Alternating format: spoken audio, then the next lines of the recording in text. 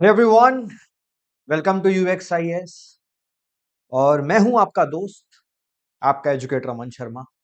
आप लोगों के लिए अपने प्रीलिम्स एनरिचमेंट कोर्स के साथ आप सबका बहुत बहुत स्वागत है आज के सेशन में। ये सेशन सिर्फ एक ओरिएंटेशन सेशन नहीं है। I personally believe this is a session of power.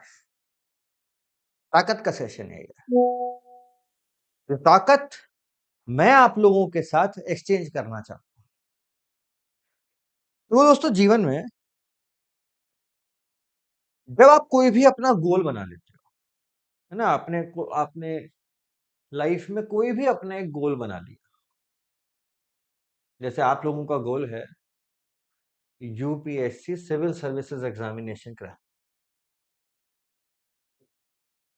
Goal set करने से गोल अचीव तो नहीं होता है ना। इवन फुटबॉल में भी अगर गोल करना है तो बॉल को अंदर किक करना पड़ेगा। उस किक के लिए आपको ना जाने उस फील्ड में कितना दौड़ना पड़ेगा, ये कोई नहीं जानता। कि आपको कितना रन देना पड़ेगा, आपको कितना दौड़ना पड़ेगा। सिमिलरली आप किसी भी एग्जामिनेशन की तैयारी कर रहे हो, वहां पे भी सेम होता है। आपको नहीं पता होता, आपको समझ में नहीं आता कि हमें कितना दौड़ना पड़ेगा। बट अगर आपको दूसरी टीम के बारे में यह पता लग जाए कि ये टीम क्या स्ट्रेटेजी के साथ खेल रही है, ये टीम किस जगह पर पास करती है, या यहाँ पे क्या वीक पॉइंट्स हैं, या ये टीम कैसे खेलती है, कैसे सोचती है, तो there is a hyper chance कि आपको बहुत ही शॉर्ट रन में मैक्सिमम रिजल्ट मिल सके।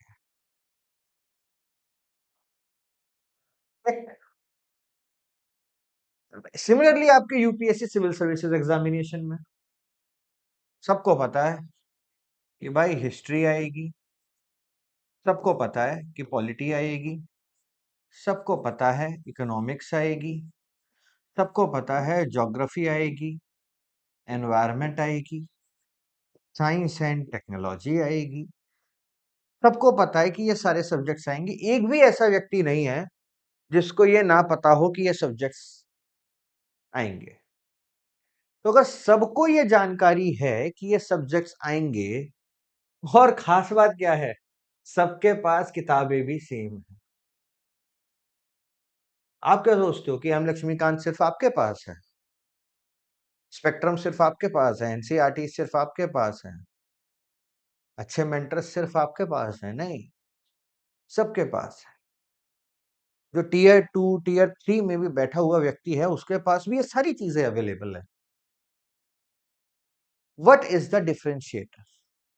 अगर सब पढ़ सेम रहे हैं, सबकी चीजें सेम आ रही हैं, तो ऐसा क्या है कि कुछ बच्चों का एग्जाम क्वालिफाई हो जाता है, कुछ बच्चों का नहीं हो पाता है?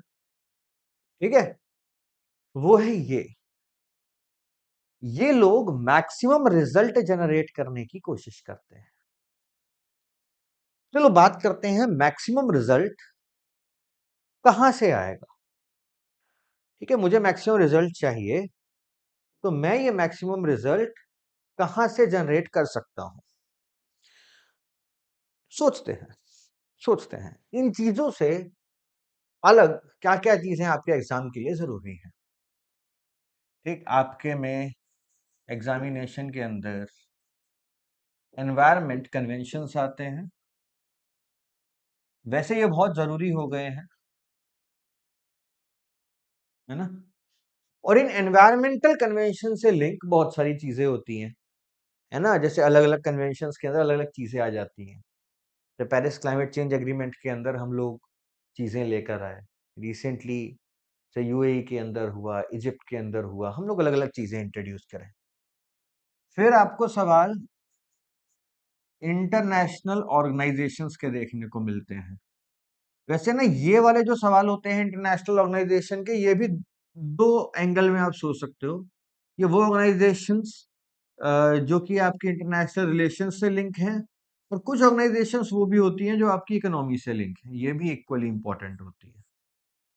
ठीक है, चलो ये दो चीजें आ गई। और कभी कभार यूपीएससी सवाल आपकी रिपोर्ट से पूछ लेता है, भाई किस रिपोर्ट में भारत की रैंकिंग क्या रही, कौन सी रिपोर्ट के अंदर हमारी रैंकिंग खराब हुई, अच्छी हुई, और कौन कौन सी रिपोर्ट निकालता है, ये वाली सारी चीजें यूपीएससी आपसे पूछ लेता है। और एक डिफरेंशिएटिंग फैक्टर होता है आपकी गवर्नमेंट स्कीम्स, सरकारी योजनाएं। ठीक है, गवर्नमेंट स्कीम्स पूछ लेंगे कि अभी आयुष्मान भारत है जैसे, उसके अंदर क्या क्या डेवलपमेंट हो रहा है, आयुष और बाकी सारी योजनाओं में क्या डेवलपमेंट हो रहा है। इसके साथ साथ डिफेंस की चीजें हैं, वहां से आप लोगों के लिए बहुत सारे सवाल बन जाते हैं। तो ये वाली चीजें क्या होती है, ये वाले वैल्यू एडेड चीजें होती हैं। These things are value added. ये आपके ये वैल्यू ऐड करती हैं, और ये सारी की सारी चीजें आपको हेल्प भी करती हैं कि जब आप अपने प्रीलिम्स के एमसीक्यू देख रहे हो, तो बहुत सारे एमसीक्यूज के अंदर जो आप गेस वर्क करते हो, उस गेस वर्क को भी और ज्यादा मजबूत बनाने के लिए भी जो इसके अंदर आप चीजें पढ़ते हो वो आपके काम आती हैं। ठीक है, वो भी काम आएंगी। तो ये कौन सी चीजें हो गई, ये हो गई वैल्यू एडेड चीज। वैल्यू एडेड चीज है कि अगर आप इन्हें थोड़ा सा ध्यान देकर जाते हो ना, तो ये आपके लगभग लगभग 10 मार्क्स का गेम खेल सकती है। कितने मार्क्स का गेम खेल सकती है? 10 मार्क्स का, 10 मार्क्स का गेम ये खेलती है।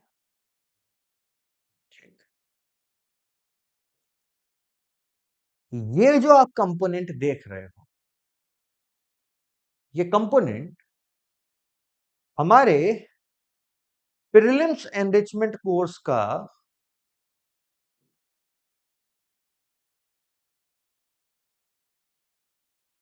पीईसी का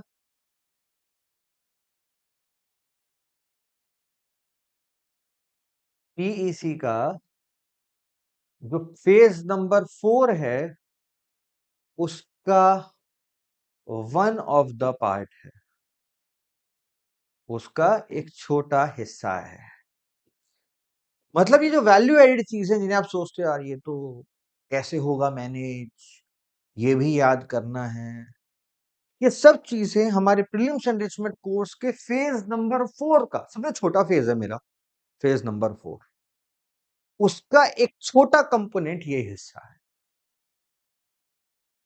बहुत छोटा कंपोनेंट एक ये हिस्सा है। यहां पे मैं थोड़ा सा आप लोगों के लिए रिवर्स चल रहा हूं, मैं आपको ना उल्टा बता रहा हूं कि हम लोग क्या करेंगे ना, एक एक करके हम लोग चीजों को समझेंगे। हम लोगों ने अभी समझा कि प्रीलिम्स एनरिचमेंट कोर्स के जो 4th फेज है, उसका एक कंपोनेंट हम लोगों ने देखा। तो सर बाकी कंपोनेंट क्या है? बाकी कंपोनेंट को मैं 3 और हिस्सों में डिवाइड करूंगा। एक कंपोनेंट है IR and Jio in news के न्यूज आर्टिकल को आप लोगों के लिए मैपिंग से लिंक करना। फेज 4 के अंदर हम लोगों ने कंपोनेंट पढ़ा। फेज 4 का एक और कंपोनेंट मैं आपको बता रहा हूं, इंटरनेशनल रिलेशंस और ज्योग्राफी इन न्यूज। ज्योग्राफी के साथ साथ यहाँ पर बहुत सारी एनवायरमेंटल चीजें भी होती हैं, डिग्रेडेशन हो जाता है, वो चीजें भी इन न्यूज आ जाती हैं, वो इन न्यूज आ गई, तो उनसे रिलेटेड हम लोग मैपिंग करेंगे। ठीक है, ये एक और छोटा कंपोनेंट हो गया। अगली बात करते हैं, अगली चीज पे चलते हैं। और क्या करेंगे कि आप लोग घबराते रहते हो योजना के बारे में, आप लोग घबराते रहते हो कुरुक्षेत्र के बारे में ना, इन मैगजीन से भी हम लोग टॉपिक्स और आपके लिए जो प्रीलिम्स है उसे प्रिडिक्ट करते हैं। आप लोगों के लिए हम लोग जो आपका प्रीलिम्स पेपर है उसे प्रिडिक्ट करने की कोशिश करते हैं। तो ये एक और दूसरा कंपोनेंट है। तो सर तीसरा कंपोनेंट क्या है? What is the third component all about? Sir mapping कर ली, गवर्नमेंट स्कीम्स कर ली, इंटरनेशनल ऑर्गेनाइजेशंस कर ली, न्यूज़ कर ली, और क्या? और क्या चीज़ें हैं जो इसके अंदर हमें फेज़ 4 के अंदर हमें और कुछ? बेसिकली उस चीज़ को मैं बोलता हूँ डोज़। कुछ चीज़ें ना आपके लिए लास्ट मिनट होती हैं। जैसे मुझे याद आ गया हाथ में, यार बच्चों ने एक टॉपिक अभी ढंग से नहीं किया है। जैसे पिछले साल आया था सवाल वर्ल्ड टॉयलेट ऑर्गेनाइजेशन पे। अब कौन एक्सपेक्ट कर सकता था कि वर्ल्ड टॉयलेट ऑर्गेनाइजेशन पे इस तरीके का सवाल क्रिएट होगा? It was very unexpected thing. तो वो जो लास्ट मिनट वाली चीजें हैं वो इसके अंदर आएंगी ना। लास्ट मिनट के अंदर इस वाले प्रोग्राम के अंदर इंफॉर्मेशन ब्यूरो और पीआरएस के अंदर कुछ चीजें हैं जो हमें कवर करनी है, और इसके अंदर बहुत सारी न्यूज़ होगी जो आप अभी पढ़ोगे और वो एंड में जाके अपडेट हो जाएंगी। जैसे मान लो आप लोगों ने पीछे कोई इंटरनेशनल ऑर्गेनाइजेशन अगर पढ़ी, ठीक है, आपने कोई रिपोर्ट देखी, उस रिपोर्ट का अपडेट आ गया, तो आपको वो अपडेट भी तो एंड मोमेंट तक प्रोवाइड कराना है। वो एज ए टीचर मेरी जिम्मेदारी है। ठीक है, ये जो मैंने आपको अभी बताया ये फेज 4 है। This is the phase number 4, और मेरी नजर में ये one of the most important phase है। बट मेरे चारों फेजों में मेरे को अगर रैंक करना हो तो मैं इसे हमेशा सबसे पीछे रखता हूं। तो आप ये सोच सकते हो कि अब की बार जो ये प्रीलिम्स एनरिचमेंट कोर्स आप लोगों के लिए आया है, मैंने आपके उसके टिटबिट्स कंपोनेंट बताए। इन चीज को लेकर बच्चा इतना ज्यादा परेशान रहता है कि कैसे होगा, हैंडल होगा, नहीं होगा, क्या करेंगे, क्या नहीं करेंगे। This is all about one of the portion of your prelims enrichment course. चलिए बैक चलते हैं, थोड़ा और पीछे आते हैं। Prelims enrichment course PC phase number 3, मतलब this is the most important phase. Prelims enrichment course, आप जब कोई नॉर्मल क्रैश कोर्स करते हो उसमें आपके ना सब्जेक्ट्स रिवाइज कराए जाते हैं, उसमें आपका एनरिचमेंट हो ही नहीं रहा है। वो लोग आपको बोलते हैं कि क्रैश कोर्स है, क्रैश कोर्स है, प्रैक्टिकली वो आपका रिवीजन कोर्स है। वो आपको सिर्फ रिवाइज कराने में मदद कर रहे हैं। हिस्ट्री की क्लास लग गई, ज्योग्राफी की क्लास लग गई, तो उन चीजों से होता क्या है, आप वो चीज ऑलरेडी पढ़ चुके हो, कोई नई चीज आपको मिल नहीं रही है, और किताबों से तुम्हारा जो लगाव है वो बन नहीं पा रहा है। जिस बच्चे ने किताब नहीं उठाई है उस बच्चे के लिए प्रीलिम्स निकालना बहुत मुश्किल है, सिर्फ और सिर्फ किसी एक टीचर को देखकर या उसका कोर्स देख के और क्रैश कोर्स देख के। कोई सोचे कि मेरा एग्जाम निकल जाएगा, नॉट पॉसिबल। वो चीज पॉसिबल ही नहीं है। तो जो चीजें पॉसिबल हैं आप उसके ऊपर ध्यान दो।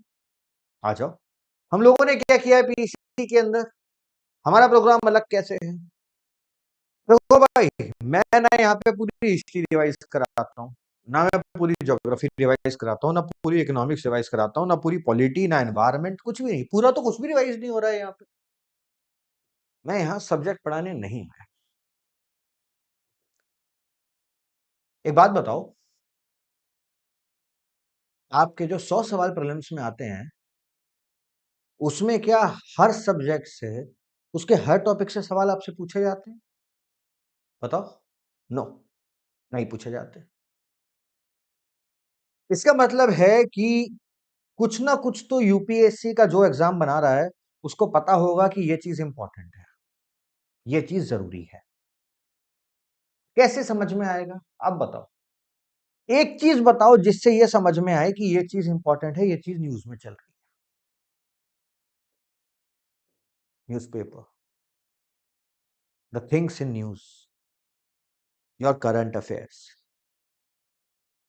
जिस चीज को लोग नहीं समझे, चाहे आपका पेपर बनाने वाला जो भी व्यक्ति है वो आपकी एम लक्ष्मीकांत नहीं पढ़ रहा हो, बट उसको ये पता होगा कि पार्लियामेंट में एंटी डिफेक्शन के लिए एमएलए को खड़ा किया गया है, एमपी को खड़ा किया गया है। उसको ये पता होगा कि representation of people act was in news because of Rahul Gandhi. Recently एक कंट्रोवर्सी चल रही थी, BN Rao versus doctor B R Ambedkar.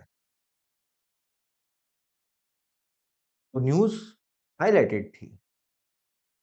वो कंपोनेंट आपके लिए इंडियन पॉलिटी का भी कंपोनेंट हो जाता है, constitution in making, as well as वो कंपोनेंट आपके मॉडर्न इंडिया का भी कंपोनेंट हो जाता है।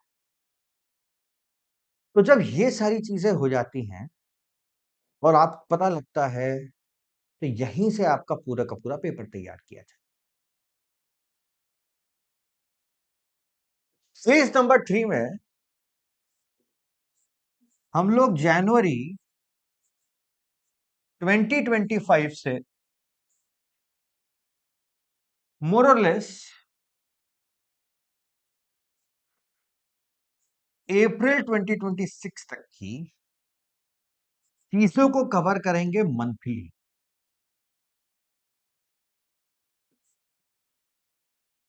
और उन चीजों के साथ जो चीजें न्यूज में रही हैं, हम उनके बेसिक्स कवर करेंगे, linking to your syllabus. Example, अगर इलेक्शन कमीशन ऑफ इंडिया को लेकर कोई न्यूज आई है कि नए चीफ इलेक्शन कमिश्नर चुने गए हैं, तो मैं आपका आर्टिकल नंबर 324 से लेकर सारी की सारी चीजें आपको पढ़ा दूंगा। अगर जीएसटी न्यूज में आया है तो आपको जीएसटी काउंसिल से लेकर जीएसटी कंपेंसेशन सेस सब कुछ पढ़ा दिया जाएगा। अगर जोशी मठ न्यूज में है तो आपको पूरा लैंड सब्सिडेंस पढ़ा दिया जाएगा। और अगर टर्की न्यूज में है तो टर्की के अर्थक्वेक से लेकर टर्की किस किस इंटरनेशनल ऑर्गेनाइजेशन का पार्ट है वो सब पढ़ा दिया जाएगा।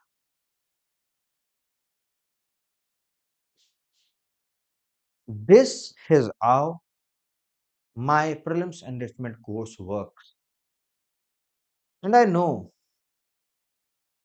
कि जब आप मेरे साथ इन चीजों को कवर करोगे, आप अपना लगभग इंडियन पॉलिटी एक बार मेरे साथ रिवाइज कर चुके होंगे, ज्योग्राफी के current affairs related basics revise कर चुके होंगे, एनवायरनमेंट लगभग आपका पूरा रिवाइज हो चुका होगा। हिस्ट्री आजकल आपकी वही बनती है जो न्यूज में होती है कि प्रधानमंत्री ने या प्रेसिडेंट ने किस व्यक्ति के बारे में बात करी, किसके 150th डेथ एनिवर्सरी थी, किसकी 300th बर्थ एनिवर्सरी थी। इन सारी की सारी चीजों को हम लोग कवर करें। ठीक, अब आईआर जैसी चीजें ये तो सब इसके अंदर ही हो जाएगी। दिस इज दी मतलब बेस्ट पार्ट ऑफ माइंड, मतलब मेरे को ये वाला पार्ट बहुत ज्यादा फेवरेट है, बहुत ज्यादा पसंद है। ठीक है, this is one of my favourite part. Now when we move on to phase number 1,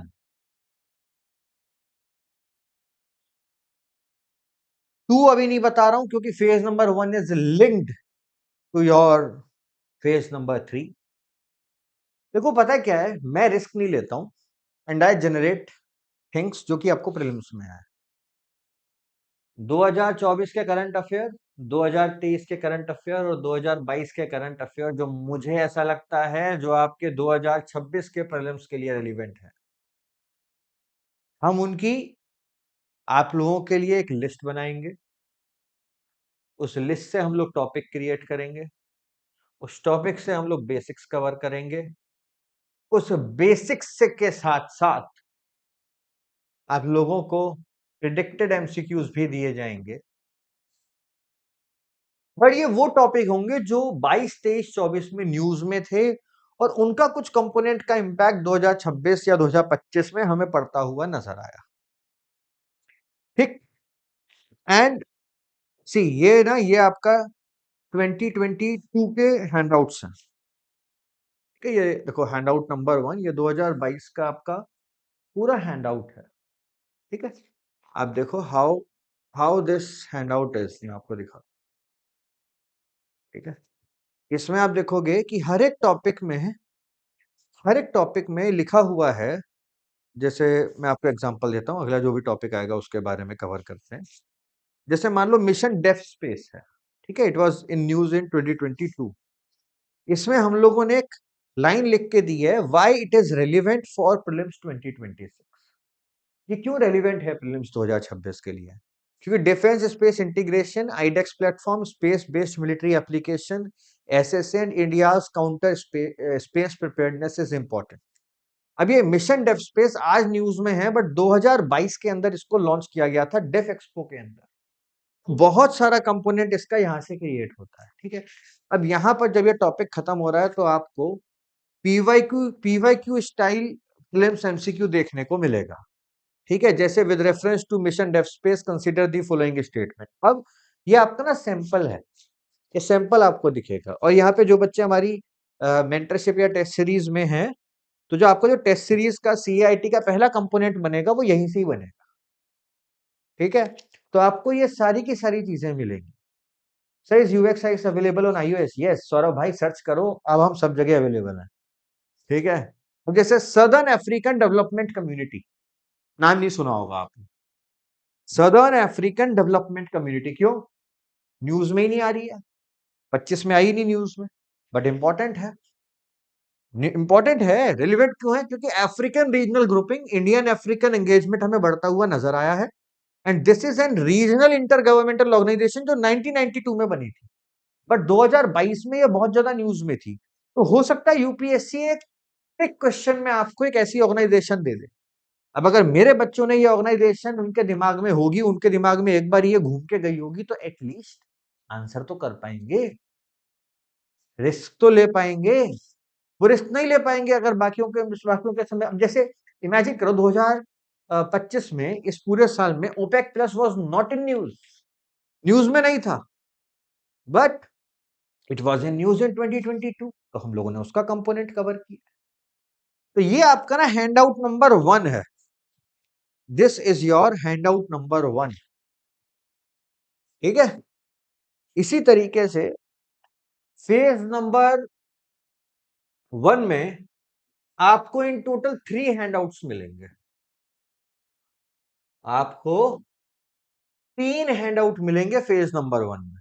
2022 का एक मिलेगा, 2023 का एक मिलेगा, 2024 का एक मिलेगा। 3 हैंडआउट मिलेंगे, इसमें आपकी सारी चीजें कवर हो जाएंगी। ठीक है, अगर इसके पीछे आओ तो जैसे हम लोग पीसी का फेज नंबर 3 के बारे में बात करें, फेज नंबर 3 में I am expecting to give you around 5 handouts. इसमें 5 हैंडआउट्स मिलेंगे। ठीक है, इसमें 5 हैंडआउट आएंगे। और जब आपका पीसी का 4th फेज है, इसमें आपको टिट बिट्स में हैंडआउट मिलेंगे। जैसे योजना कुरुक्षेत्र का एक हैंडआउट, ये मैपिंग का आपको एक हैंडआउट मिल जाएगा। ठीक है, इसके साथ साथ एनवायरमेंटल कन्वेंशन का एक हैंडआउट मिल गया, इंटरनेशनल ऑर्गेनाइजेशन का मिल गया, रिपोर्ट मिल गई, गवर्नमेंट स्कीम जो न्यूज में है, इनमें से कुछ चीजें मैं एक साथ एक हैंडआउट में क्लब भी कर दूंगा। तो इस तरीके से आपको सारी चीजें मिलेंगी। Now moving on, one of my favorite is DPC phase number 2. Now this is a bang on component guys. यहाँ क्या होगा, क्या करेंगे? अब जो मैं आपको बताने वाला हूँ वो कोशिश करना कि मेरे और आपके बीच में से बाहर ना जाए, तो बेसिकली मैं जो बताऊंगा वो कम ही बताऊंगा, बहुत थोड़ा ही बताऊंगा, क्योंकि जब क्लास में आओगे तभी समझ में आएगा कि यहाँ पे मैंने क्या गेम किया है। ठीक है, क्योंकि अगर सब कुछ बता दूंगा तो क्या होगा ना, ये वाली जो क्लास है मुझे शायद यूट्यूब पे भी डालनी पड़ेगी, तो बहुत सारी चीजें हो जाती हैं। और मान के चलो जैसे ये आपका सवाल है, this is your prelims question, statement 1, statement 2, statement 3। एक तो इस तरीके का सवाल होगा, ये आपका यूपीएससी का जो क्वेश्चन है वो इस तरीके का होगा। यहाँ पे लिखा होगा कि इनमें से कौन सी स्टेटमेंट करेक्ट है, ए के बारे में लिखा होगा, बी के बारे में लिखा होगा, सी के बारे में लिखा होगा, डी के बारे में लिखा होगा। मैं आपको बस एक एग्जांपल के रूप में समझा रहा हूँ। यहाँ पे हम लोग एक सवाल उठाएंगे, ठीक है, ये सवाल उठाया, जब हम इसका एनालिसिस करने आएंगे तो सबसे पहले हम इस सवाल का एक बैकग्राउंड क्रिएट करेंगे कि ये सवाल असलियत में यूपीएससी के, के लिए हमें क्या बैकग्राउंड ऐसा है जो आपको पता होना चाहिए, क्योंकि अगर वो बैकग्राउंड पता होगा तो हो सकता है अगला कोई और सवाल ऐसा ना हो, किसी और सवाल में आप वो बैकग्राउंड लिंक कर सको। ठीक है, नीचे आते हैं, दूसरी चीज पे आते हैं। हम जब ये बैकग्राउंड क्रिएट करेंगे, ठीक है, तो हम यहाँ पर ये समझेंगे कि इस बैकग्राउंड से कौन कौन से सवाल क्रिएट कर सकते हैं, कौन कौन सी पर्सनैलिटी न्यूज यहाँ से लिंक है। चलो, ये कंपोनेंट हम लोगों ने कवर कर लिया। अब ये 3 स्टेटमेंट को एक-एक स्टेटमेंट को देखेंगे, येस या नो में देखेंगे। अगर ये एक स्टेटमेंट येस होगी, तो हम समझेंगे कि इसकी वजह से क्या इम्पैक्ट क्रिएट हुआ। हो सकता है अगले साल इसके इम्पैक्ट के ऊपर कोई चीज़ आ जाए। मान लो ये स्टेटमेंट है और ये आंसर आ गया इसका एन, मतलब नो, ये गलत है। बट ये कहीं तो सही होगा। मान लो कोई चीज गुप्ता एरा के बारे में लिखी हुई है, बट जो सेकंड स्टेटमेंट आपको पता है वो गलत है, बट वो विजयनगर अंपायर के बारे में है। इसका मतलब कि यूपीएससी ने गुप्ता के अंदर विजयनगर अंपायर को एंटर कराने की कोशिश करी। तो अगर सेकंड स्टेटमेंट ट्रू है तो विजयनगर अंपायर के लिए ट्रू है, तो विजयनगर अंपायर से ये वाली स्टेटमेंट क्यों ट्रू है, इससे क्या लिंकेज है। जब आप इस तरीके से अपने पीवाईक्यू को एनालाइज करते हो तो आप अपने प्रीलिम्स को आसान बना देते हो। This is how you make your prelims easy. Now दूसरा सवाल मान लो इस तरीके का है, ए बी, हम लोग बैकग्राउंड और फ्यूचर एनालिसिस करेंगे, और यहां से जब हम लोग आएंगे, यहाँ पे मैंने क्या किया है कि हम लोग लगभग पिछले 10 सालों की चीजें कवर अप करेंगे।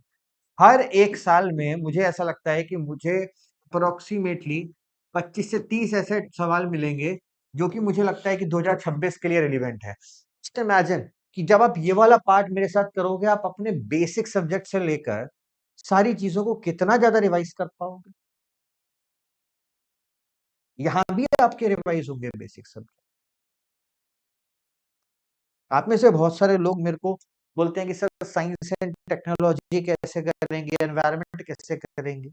साइंस एंड टेक्नोलॉजी में जो बेसिक वाली चीजें हैं बस आपको वो करनी होंगी, उसके अलावा करंट अफेयर और 2022 से यार हम लोग 26 तक की पूछ ही नहीं सकता है। क्लियर, तो वो चीज पूछ ही नहीं सकता। तो ऐसे हम लोग हमारा प्रीलिम्स एनरिचमेंट कोर्स को धीरे धीरे आगे बढ़ाएंगे। ठीक है, चलो guys, PC is not just a course for me. मेरे लिए बस ये एक कोर्स नहीं है, मेरे लिए ये मेरे पिछले 12 साल के यूपीएससी की फील्ड में एंगेजमेंट से मैंने जो चीजें सीखी हैं, ये उनका रिजल्ट होगा।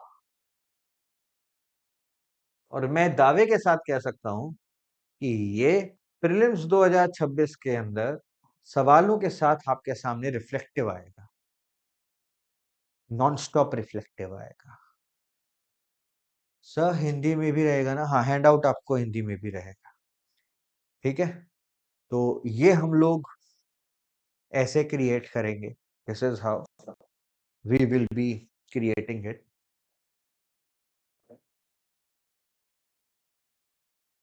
एक और चीज, जितनी चीजें बताई हैं जब आप कोर्स में करोगे आपको समझ में आ जाएगा। ये मैं सिर्फ बोलने के लिए नहीं कह रहा हूँ, जब से मैंने UX/IS की शुरुआत करी थी, हम लोगों ने DCA प्लस लॉन्च किया, मुझे बम्पर ओपनिंग मिली, बोलते ना कोई मूवी आती है तो उसे ब्लॉकबस्टर ओपनिंग मिलती है। मैंने अपना सोशियोलॉजी गोल्ड ऑन किया, बच्चों का प्यार मिला। हम लोगों ने मेंस एक्सप्रो लॉन्च किया, हम लोग 4 बैचेस लॉन्च किए मेंस एक्सप्रो के। हम लोगों ने मेंटरशिप लॉन्च करी, पता है जितने बच्चों को मेंटरशिप लॉन्च करी थी और वो किया, इट वेंट हाउसफुल। बच्चों के जो रिव्यूज हैं दे आर वेरी स्ट्रांग। हम लोगों ने टेस्ट सीरीज लॉन्च करी, इतने सारे बाहर के बच्चे आके हमारी टेस्ट सीरीज ले रहे हैं। मुझे लगता है कि विद इन अ मंथ जो नंबर होगा वो बहुत अच्छे से इंक्रीज होगा, क्योंकि हमारी जो क्वालिटी, जो एक बच्चा दूसरे बच्चे को शेयर कर रहा है कि यार बहुत अच्छी क्वालिटी मिली है सवाल की, वो इम्पैक्ट हो रही है। And this will be an another bang on thing. और ये मतलब ये सबसे बड़ी चीज होगी, ये सबसे बड़ी चीज होगी। दोस्तों, अगर आप अपने किसी दोस्त को पीसी के बारे में बता सकते हो तो बताना, संकोच मत करना, है ना? यहाँ पे कंपटीशन बहुत बड़ा है, ठीक है? किसी का भला कर दोगे तो तुम्हारा भला ही होगा, ठीक? ईपीएफओ का भी रिजल्ट आया है, काफी सारे बच्चों का रिजल्ट क्लियर हुआ है। अगर आप में से किसी का हुआ हो, ठीक है, तो हमें जरूर मैसेज करना, we will help you out in your interview preparations also. This programme PEC, it will definitely give you what you have not seen in any of your years of preparation. ये वो PEC नहीं है जो मैंने literally, मतलब लोग कहते थे कि मेरा प्रीलिम्स एंड इंस्टीट्यूट कोर्स बहुत स्ट्रांग है, तो यहाँ पे जो बच्चे आए हैं वो उसी वजह से आए हैं। अगर आपको वो स्ट्रांग लगता था ना, तो इसके सामने वो चूहा है। मैं एक ही चीज बोल पाऊंगा। पहले क्या होता था, मेरे हाथ ना बंधे हुए थे बहुत सारी चीजों को लेकर कि ये नहीं कर सकते, वो नहीं कर सकते, तो मेरे को वो चूहा ही देना अलाउड था। आज the sky is mine, the decisions are mine, and everything is mine, and I will definitely give everything to you. I will give it everything that is needed by you to qualify your prelims examination. That too without any doubt, without any gap. और मैं उस चीज को अपने इस course के अंदर result के रूप में आपके सामने लेकर आऊं। Sir, by when we will complete the whole course? मैंने आपको इस कोर्स को लेकर, मैंने आपको ये पीडीएफ दी थी। अगर आप आओगे तो इस पीडीएफ के अंदर आपको ये पूरा का पूरा मैंने आपको शेड्यूल दिया हुआ है। मोर और लेस मैं पूरी तरीके से शेड्यूल के हिसाब से काम करूंगा। 24 मई को आपका पेपर है भाई, मैं तो आपको 23 मई तक भी चीज दे सकता हूँ। मेरा मन करेगा कि मेरे बच्चों को 23 मई तक मेरे को ये चीज और पढ़ानी है, बच्चे ये चीज ना मिस कर दे, मैं डाल दूंगा इस कोर्स में, ये और पढ़ के जाओ, है ना? टिल बाय व्हेन का मतलब नहीं है मेरे साथ आए हो तुम। मेरा मन करेगा मैं 23 तारीख 24 की सुबह 9 बजे से पहले डाल दूंगा कि ये भी आएगा एग्जाम में। मेरा मकसद है कि मेरे बच्चों को मैं सब कुछ पढ़ा के भेजूं। ये नहीं है कि मैं जल्दी के चक्कर में यहाँ फिनिश कर दूं। आप इसलिए देखो, पर हाँ एक चीज है कि आपका जो प्रीलिम्स एंड कोर्स का फेज नंबर 3 है, वो मैं बाय 30th ऑफ अप्रैल को एंड कर दूंगा। I will give you around a month कि आप अपने हिसाब से काम करो। हाँ, बट पीसी फेज नंबर 4 की कुछ वीडियोस आप लोगों के लिए आती रहेगी, चाहे वो रिकॉर्डेड फेज में आए या वो कैसे आए, क्योंकि मुझे इसमें ना कुछ कुछ जगह पर डबल डबल काम करना होगा। मान लो आपकी एक लाइव क्लास चल रही है और साथ में मेरे को आपको मैपिंग की 5 में से 2 क्लासेस और पढ़ानी है, मैं रिकॉर्ड करके डाल दूंगा कि ये और कर लो। This is what I will do. Sir, class timing क्या रहेगा sir? From 10 PM to approximately 1.5 hour की क्लास रहेगी। The class will be of approximately 1.5 hour। ऐसा नहीं है कि ओवर डोज लेंगे क्लास की, लिमिटेड डोज लेंगे, जितना बच्चा रिवाइज कर सके, जितना बच्चा पढ़ सके। और जो मेरा सोशियोलॉजी वाला कोर्स था ऑप्शनल, मैंने क्या किया, ऑप्शनल की हम लोगों ने 1-1 घंटे की क्लास रखी, है ना? ऑल दो जो कोर्स मुझे नवंबर एंड तक खत्म करना था, वो दिसंबर एंड तक खत्म होगा, बट उस 1-1 घंटे की क्लास से ये हुआ कि बच्चों की रिटेंशन पावर अच्छी हुई। बच्चे को डर नहीं लगता यार, चलो सोशियोलॉजी पढ़ लेते हैं, ऑप्शनल पढ़ लेते हैं। तो इसीलिए मैंने इसकी क्लास, इसकी जो टाइमिंग है वो भी मैंने उतनी रखी। And yes, I would prefer the timing of 10 PM, क्योंकि मेरे यहाँ पर प्रीलिम्स एंड कोर्स करने वाले जो बच्चे हैं, बहुत सारे मेरे वर्किंग बच्चे हैं। कोई सेंट्रल गवर्नमेंट में एम्प्लॉय है, कोई स्टेट गवर्नमेंट में एम्प्लॉय है, किसी बच्चे ने अभी मेंस दिया है, या किसी बच्चे का अभी इंटरव्यू शेड्यूल्ड है। ऐसे भी बच्चे अभी हमारे प्रीलिम्स एनरिचमेंट कोर्स के पार्ट हैं। तो दिस इज व्हाट, ठीक, this is how it is done. ठीक है, recordings will be available to you, बिल्कुल टेंशन मत लेना। हर एक चीज की आपको रिकॉर्डिंग मिलेगी, ऐसा नहीं है कि रिकॉर्डिंग नहीं मिलेगी। ठीक है, हर एक चीज की आपको रिकॉर्डिंग मिलेगी। ठीक, और बताओ sir, when we will get handout? Just after the class, as soon as the class will finish out, आपको फर्स्ट हैंड आउट मिल जाएगा। जैसे ये फर्स्ट हैंड आउट को जैसे दो पार्ट में मैंने डिवाइड कर दिया, तो ये वाला जो कंपोनेंट है, ये वाला जो पार्ट है, लगभग मैं कोशिश करूंगा एक क्लास में खत्म करने का। अगले दिन आपको इसकी वाली पीडीएफ मिल जाएगी। ठीक है, don't worry Diksha, don't worry, हो जाएगा तुम्हारा काम, हो जाएगा काम। ठीक है, एवरीथिंग वुड बी डन। अब आप एक बात बताओ, अपने दोस्तों को बताओगे? इतना काम करोगे? इतना काम कर सकते हो? कोई पूछेगा कि भाई तुम पीईसी में गए तो ओरिएंटेशन में क्या मिला, बोलना कि जो सोचा नहीं था वो मिला, और बाकी जो मिलेगा वो तो पता लग ही जाए। सर सीसेट के लिए कोई टीचर, सीसेट के लिए I am planning something for you, not like कोई कोर्स वोर्स नहीं ला रहा हूँ, मैं सोच रहा हूँ आपके लिए एक फ्री, आपको एक वो बता दूं, मार्ग बता दूं, रास्ता बता दूं, जिससे कि आपका सॉल्व हो जाए। ठीक है sir, love you for this content, thank you so much. इसी तरीके से अपना प्यार बनाए रखें, और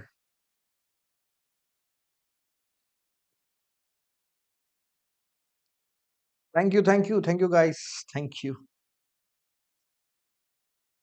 it is so good to see आप लोग इतना ज्यादा प्यार करते हो।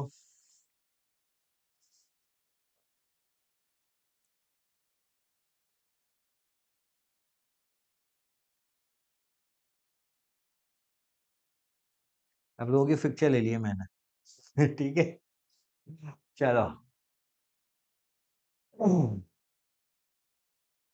बोलना तो नहीं चाहिए, बट धुरंधर में एक डायलॉग है, घायल हूं इसीलिए घातक हूं।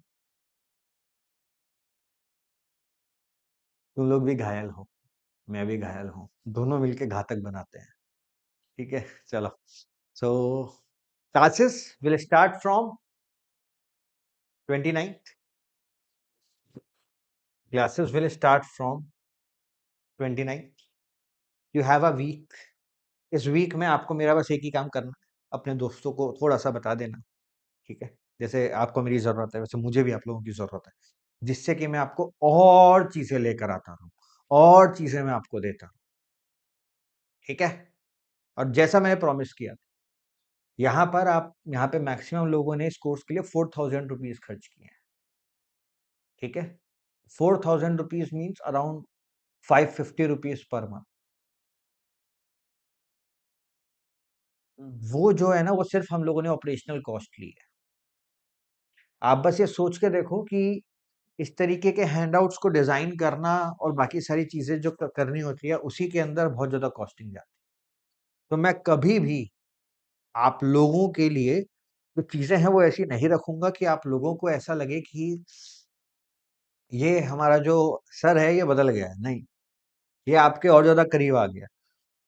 इस चीज को याद रखना। अभी के लिए इतना ही। जुड़ने के लिए बहुत बहुत शुक्रिया। मैं thank you for coming here, thank you for joining this course, and definitely you will thank me when you will see this year's prelims paper. Take care, bye, see you.